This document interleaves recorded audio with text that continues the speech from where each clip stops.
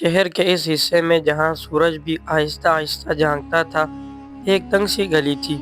گلی کے دونوں طرف کچی دیواروں والے پرانے مکان جن کے دروازے وقت کے بوجھ تلے جھک چکے تھے۔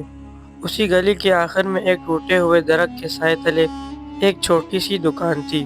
نہ اس پر کوئی بورڈ تھا، نہ نام، بس ایک پرانا سا تختہ جس پر جوتے، چپلیں اور ٹوٹے تسمے بکھرے رہتے تھے۔ یہ دکان کریم الدین موچی کی تھی۔ کریم الدین کی عمر 45 برس کے قریب تھی، مگر چہرہ اس سے کہیں زیادہ بوڑھا دکھائی دیتا تھا۔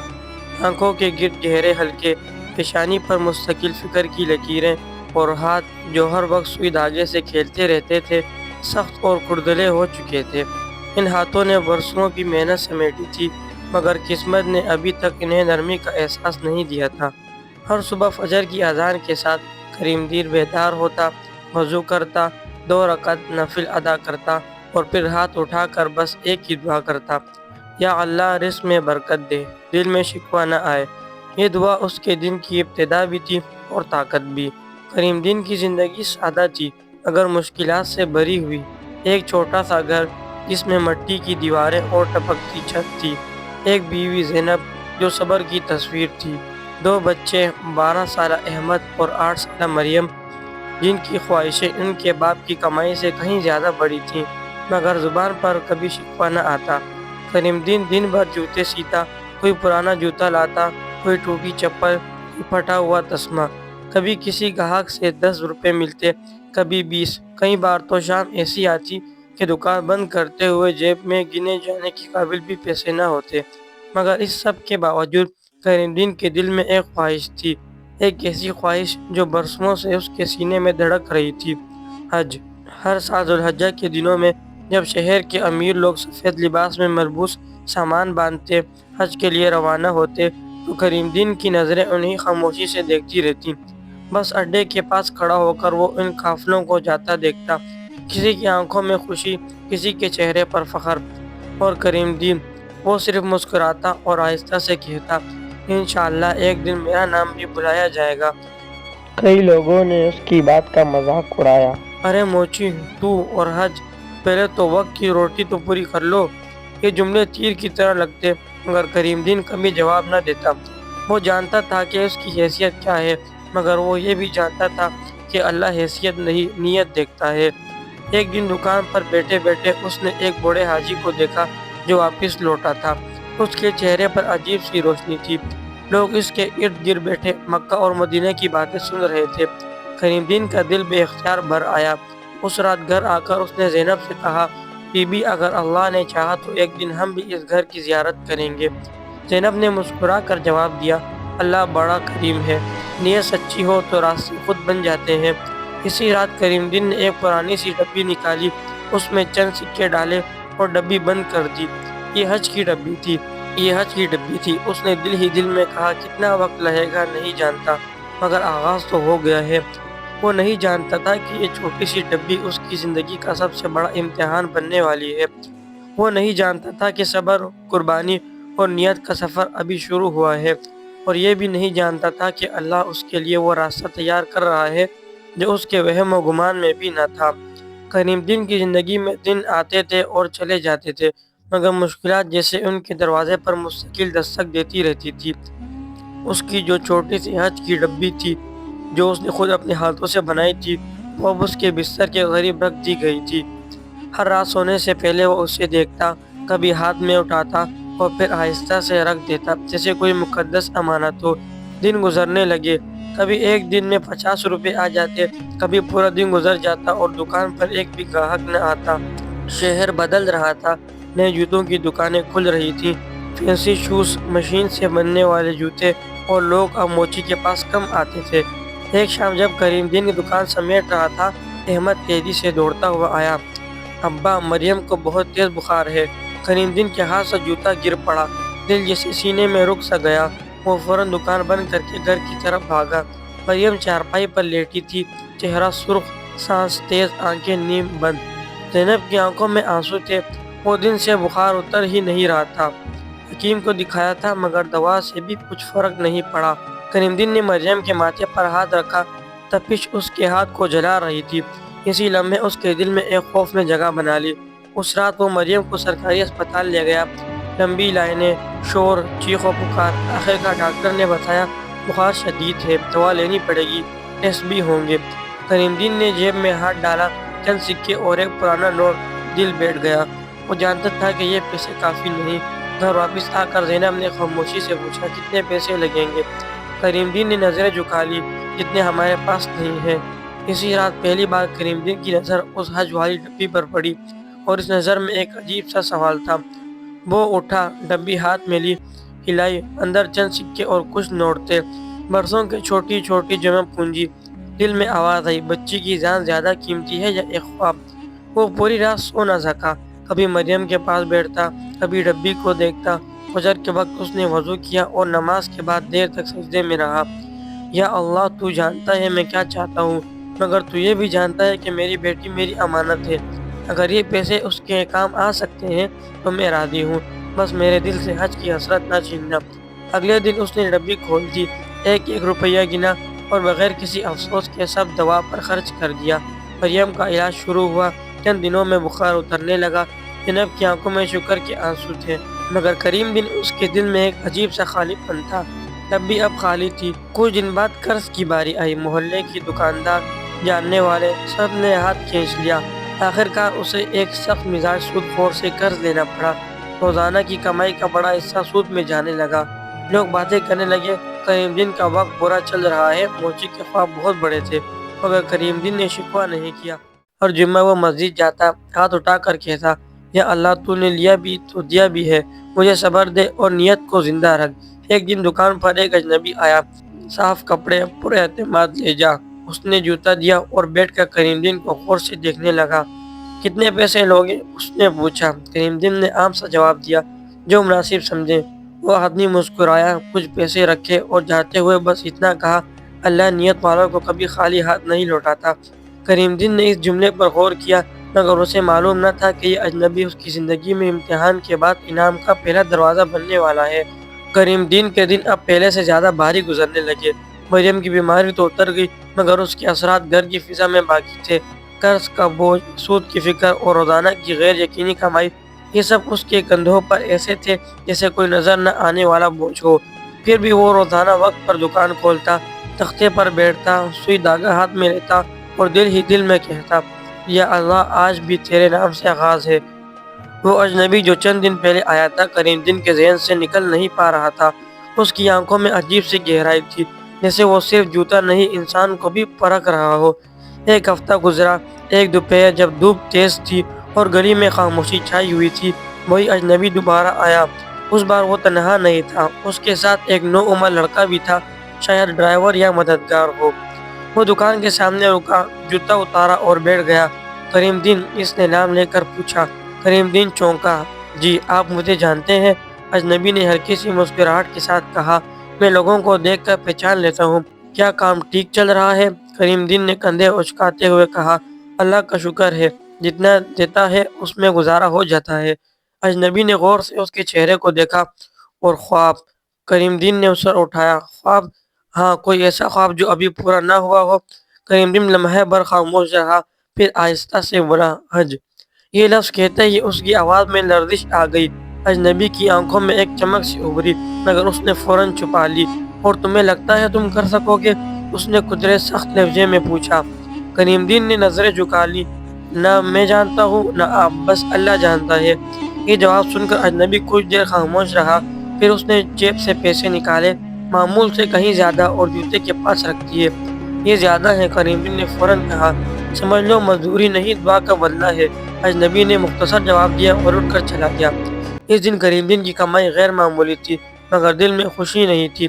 اس کے اندر ایک سوال جاگ چکا تھا، کیا اللہ مجھے آزما رہا ہے؟ اگلے چند دنوں میں وہ اجنبی بار بار آنے لگا، کبھی جوتا، کبھی چپل، کبھی صرف بیٹھ کر باتیں۔ اس نے اپنا نام نہیں بتایا، نہ پیشہ، مگر اس کی گفتگو میں وقار تھا اور آنکھوں میں دنیا دیکھنے کا تجربہ۔ ایک دن اس نے اچانک کہا، کریم دین، اگر تمہیں ایک بڑی رقم مل جائے تو تم سب سے پہلے کیا کرو گے؟ یہ سوال کریم دین کے دل میں تیر کی طرح لگا۔ اس نے سچ بولنے کا فیصلہ کیا۔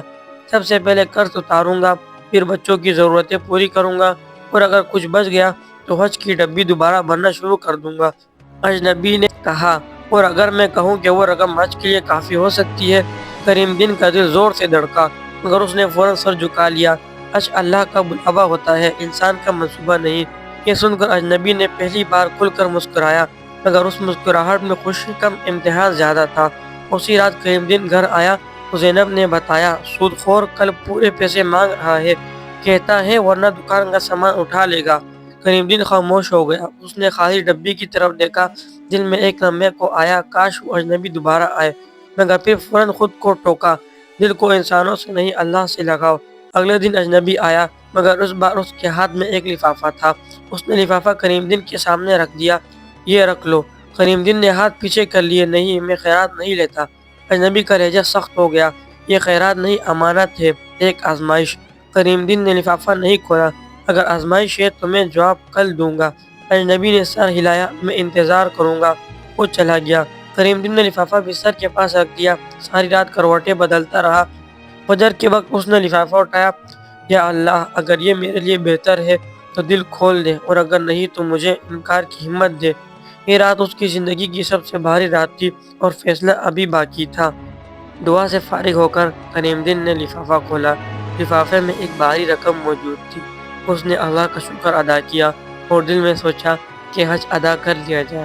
پھر اچانک ایک خیال نے اس کے دل میں جگہ بنا لی، اور اس نے سوچا کہ پہلے مجھے اپنے تمام قرضے ادا کر دینے چاہیے، کیونکہ قرضوں کی ادائیگی انتہائی ضروری ہے۔ چنانچہ کریم دین نے اپنے تمام قرض ادا کر دیے۔ چند دن گزرنے کے بعد ایک دن شام کے وقت آسمان پر ہلکی ہلکی سرخی پھیل رہی تھی، اور فضا میں عجیب سا سکون تھا۔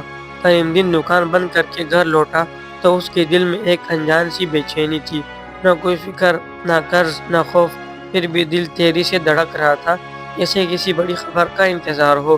گھر پہنچتے ہی زینب نے کہا، ایک انجان شخص آئے تھے، کہہ گئے ہیں مغرب کے بعد ضرور آنا۔ کریم دین فوراً اس انجان شخص کو پہچان گئے۔ یہ انجان شخص وہی اللہ کے ولی تھے جنہوں نے کریم دین کی مدد کی تھی، اور ان کا نام عبدالرؤف تھا۔ مغرب کی نماز کے بعد وہ حاجی عبدالرؤف کے گھر پہنچا۔ بڑا سا مگر سادہ مکان۔ اندر داخل ہوا تو حاجی صاحب تنہا بیٹھے تھے، نہ کوئی مہمان، نہ شور۔ آؤ کریم الدین، انہوں نے نرمی سے کہا۔ کریم دین بیٹھ گیا۔ حاجی عبدالرؤف نے کچھ کاغذات میز پر رکھے، مگر بات شروع نہ کی۔ کچھ لمحے خاموشی میں رہا، ایسی خاموشی جس میں فیصلے چھپے ہوتے ہیں۔ آخر کار حاجی صاحب بولے، کریم دین، تم نے کبھی اللہ سے کچھ مانگا ہے، اور پھر یہ بھی کہا ہو کہ اگر نہ ملے تو بھی راضی ہوں؟ کریم الدین نے سر جھکا دیا، جی، ہمیشہ۔ حاجی عبدالرؤف نے ایک لفافہ اٹھایا، مگر اس بار وہ بھاری نہیں تھا۔ یہ کوئی قرض نہیں، کوئی احسان نہیں، اور کوئی سودا بھی نہیں۔ کریم دین کے دل کی دھڑکن تیز ہو گئی۔ یہ اس رب کی طرف سے بلاوا ہے، حاجی عبدالرؤف نے آہستہ سے کہا، جس نے تمہیں پہلے آزمایا پھر چنا۔ انہوں نے لفافہ کریم الدین کے سامنے رکھا۔ کریم دین کے ہاتھ کانپنے لگے۔ اس نے لفافہ کھولا، اندر حج کے کاغذات تھے، ٹکٹ، ویزا اور مکمل انتظام کی رسید۔ آنکھوں سے آنسو بہنے لگے، زبان ساتھ نہ دے سکی۔ وہ کرسی سے اتر کر فرش پر بیٹھ گیا۔ میں اس کے قابل نہیں، وہ بس اتنا ہی کہہ سکا۔ حاجی عبدالرؤف نے اس کے کندھے پر ہاتھ رکھا۔ قابلیت پیسوں سے نہیں، نیت سے ناپی جاتی ہے۔ اسی رات کریم الدین گھر لوٹا تو زینب نے دروازے کھولتے ہی اس کا چہرہ دیکھا، اور سب سمجھ گئی۔ اس نے ایک لفظ نہیں کہا، بس سجدے میں گر گئی۔ بچے حیران تھے۔ ابا، آپ رو کیوں رہے ہیں؟ کریم الدین نے احمد اور مریم کو سینے سے لگا لیا۔ اللہ نے ہمیں بلا لیا ہے۔ وہ رات کریم الدین کی زندگی کی سب سے لمبی رات تھی۔ وہ سو نہ سکا۔ کبھی بچوں کو دیکھتا، کبھی زینب کو، کبھی خالی ڈبی کو جو اب خالی نہیں تھی، مگر اس کی حیثیت بدل چکی تھی۔ فجر کے وقت وہ اکیلا مسجد گیا۔ اندھیرا ہلکا ہو رہا تھا۔ اس نے پہلی بار صف میں جگہ لی اور نماز کے بعد دیر تک بیٹھا رہا۔ یا اللہ، اس نے آہستہ سے کہا، میں تیرے گھر جا رہا ہوں، مگر میرا دل یہیں چھوڑ کر جا رہا ہوں، اسے بھی پاک کر دینا۔ روانگی کا دن آیا۔ بس اڈے پر وہی گلی، وہی لوگ، مگر نظروں کا انداز بدلا ہوا تھا۔ لوگ ہاتھ ملا رہے تھے، دعائیں دے رہے تھے۔ وہی موچی جسے کبھی خواب دیکھنے پر طعنے ملتے تھے، آج احرام میں تھا۔ بس چلی۔ کھڑکی سے شہر پیچھے رہتا گیا۔ دکان، تختہ، سوئی دھاگا، سب آنکھوں کے سامنے گھوم گیا۔ کریم الدین نے آنکھیں بند کر لی۔ دل میں ایک ہی جملہ تھا، یا اللہ، میں آ رہا ہوں، خالی ہاتھ نہیں، بھرا ہوا دل لے کر۔ وہ نہیں جانتا تھا کہ واپسی پر وہ کیسا ہوگا، مگر یہ جانتا تھا کہ وہ پہلے جیسا نہیں رہے گا۔ حج کے دن گزر چکے تھے مگر کریم دین کے دل میں وہ لمحے اب بھی زندہ تھے۔ طواف کے دوران آنکھوں سے بہتے ہوئے آنسو، عرفات کی خاموش دعائیں اور وہ لمحہ جب اس نے ہاتھ اٹھا کر بس اتنا کہا تھا، یا اللہ مجھے وہی رکھنا جو تو چاہے۔ جب قافلہ واپس لوٹا تو شہر کی وہی سڑکیں تھیں، وہی گلیاں، وہی کچے گھر، مگر کریم دین کی آنکھیں اب سب کچھ مختلف دیکھ رہی تھی۔ وہ تبدیلی جو باہر نہیں آئی تھی۔ بس اڈے پر زینب اور بچے کھڑے تھے۔ احمد نے دوڑ کر باپ کو گلے لگا لیا۔ ابا آپ بدل گئے ہیں۔ کریم دین مسکرایا، ہاں بیٹا اب دل ہلکا ہے۔ گھر لوٹا تو اس نے سب سے پہلے اپنی دکان کی طرف دیکھا۔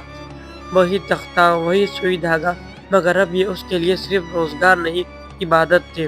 اس نے دکان کھولی مگر اس دن کوئی کام نہ آیا، بس بیٹھا رہا، لوگوں کو دیکھتا رہا۔ لوگ اب اسے حاجی کریم الدین کہہ کر پکارتے تھے مگر وہ ہر بار جواب دیتا، بس کریم دین۔ کچھ دن کے بعد حاجی عبدالرؤف نے اسے بلایا۔ کریم دین، میں چاہتا ہوں تم اپنا کام بڑھاؤ مگر ایک شرط پر۔ وہ کیا ہے؟ کریم دین نے کہا کہ تم کبھی کسی کو یہ محسوس نہ ہونے دو کہ تم اس سے بڑے ہو۔ کریم دین نے فوراً کہا، میں اسی لیے تو گیا تھا حاجی صاحب۔ کریم دین نے نئی دکان نہیں بنائی، پرانی ہی کو بہتر کر لیا۔ چند نوجوانوں کو ہنر سکھانا شروع کیا۔ جو پیسے آتے ان میں سے کچھ گھر کے لیے، کچھ دوسروں کے لیے اور کچھ پھر سے ایک ڈبی میں۔ وہی ڈبی مگر اس پر لکھا تھا شکر۔ محلے کے وہی لوگ جو کبھی طعنے دیتے تھے اب عزت سے سلام کرتے تھے، مگر کریم دین کے لہجے میں کوئی فرق نہ آیا، نہ غرور، نہ تکبر، نہ کوئی فرق۔ ایک شام وہ مسجد کے صحن میں بیٹھا بچوں کو کھیلتے دیکھ رہا تھا۔ زینب پاس آ کر بیٹھی، کریم اگر اللہ دوبارہ آزمائے تو؟ کریم دین نے مسکرا کر کہا، تو میں پھر اللہ کے لیے اپنا سب کچھ قربان کر دوں گا، کیونکہ اب مجھے معلوم ہے خالی ہاتھ دینے والا کبھی خالی نہیں رہتا۔ یہ کہانی ہمیں سکھاتی ہے کہ اصل دولت پیسہ نہیں بلکہ نیت ہوتی ہے۔ جو انسان تنگی میں بھی اللہ پر بھروسہ کرتا ہے وہ کبھی خالی ہاتھ نہیں رہتا۔ کریم دین کے پاس نہ اختیار تھا نہ طاقت، مگر اس کے دل میں ایمان اور صبر تھا۔ اس نے وہ دے دیا جو اس کے لیے سب سے قیمتی تھا، اور یہی قربانی اس کی کامیابی کی بنیاد بنی۔ زندگی میں بعض اوقات ہمیں لگتا ہے کہ اگر ہم دے دیں گے تو خود محروم ہو جائیں گے، مگر حقیقت اس کے بالکل برعکس ہے۔